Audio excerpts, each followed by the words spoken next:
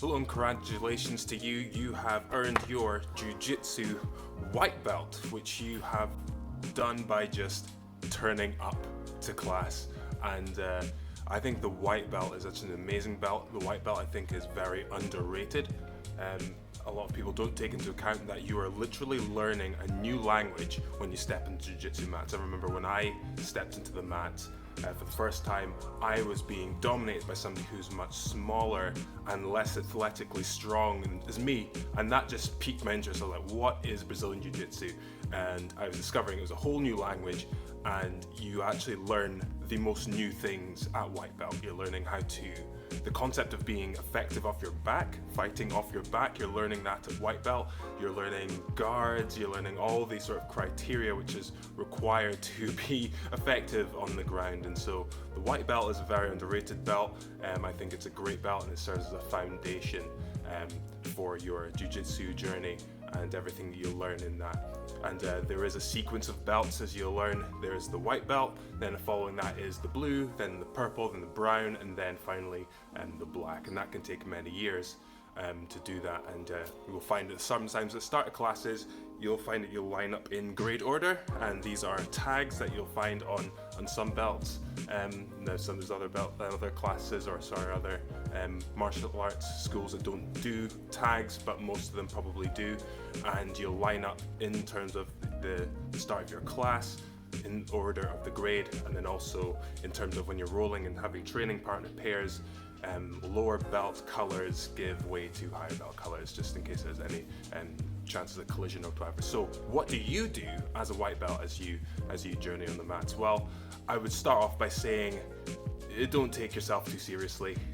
White belt's a great belt because not much is expected of you, and because you're new.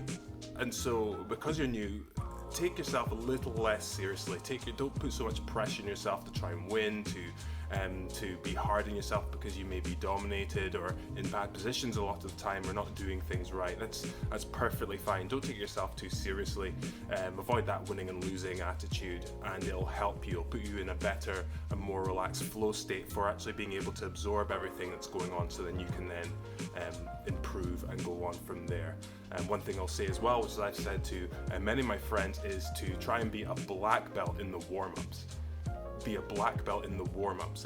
A lot of the times you would do in the warm-ups, you do what's known as like shrimps, there's bridges, there's upas, there's so many different types of things which are actually techniques which you'll learn, or which you'll use when it comes to escaping bad positions and executing techniques and moves, and so these things are very fundamental for when it comes time for you to then train with people resisting opponents. And you'll find that these shrimps are so key, elbow escapes, Granby rolls in some instances, and you'll find that they'll actually serve you a great deal when it comes to your training. And so be a black belt in those things. Don't slack off in those things.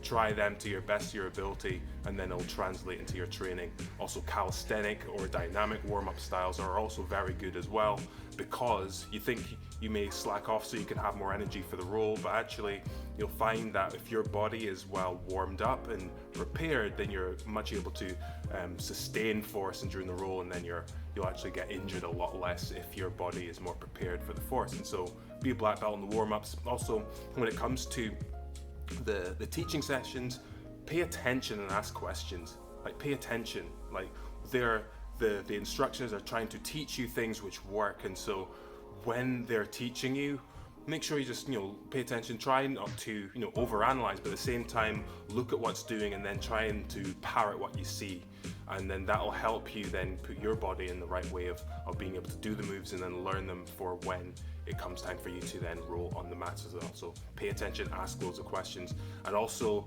last thing I'll say is be a good training partner. And that's the one thing which transcends all belt levels, is that we need training partners, and good ones at that. And so be a good training partner. So how do you be a good training partner? For starters, turn up. Turn up, be there, have a good attitude, smile, and then all the the basic hygienes and etiquettes and all that. Be a good training partner, and you'll find that you'll not only enjoy your time training, but people will enjoy their time training with you, and you'll find that this journey could be a long one, but it's also going to be a fun one. So be a good training partner and enjoy your time at White Belt. It is the foundational belt, and it's a great belt to be at. And so with that, I will leave you and have good fun and success on the mat.